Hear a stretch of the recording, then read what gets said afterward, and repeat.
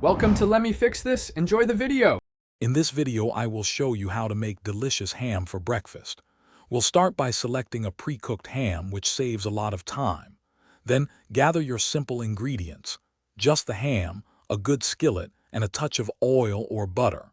Next, slice your ham into even pieces, aiming for about 1/4 to 1/2 inch thickness for consistent cooking. This easy preparation ensures a perfect breakfast every time. Now let's get cooking.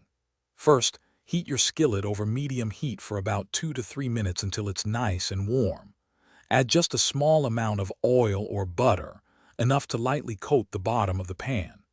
Carefully place your ham slices in a single layer, making sure not to overcrowd the pan.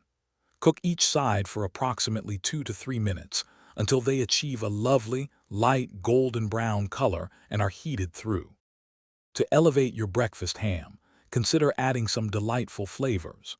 During the last minute of cooking, you can brush on a little maple syrup or sprinkle some brown sugar for a sweet glaze. A pinch of black pepper or a dash of paprika can add a wonderful savory note. For a sweet and tangy twist, try adding a splash of orange juice or apple cider. Serve your perfectly cooked ham immediately with your favorite breakfast accompaniments. Here are a few final tips for making your breakfast ham perfect every time. Remember not to overcook the ham. It's already cooked, so you're just warming it and adding color.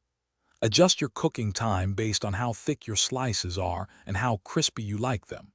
If you have any delicious leftovers, store them in an airtight container in the refrigerator for up to 4 days. Reheat gently in a skillet or microwave until warm.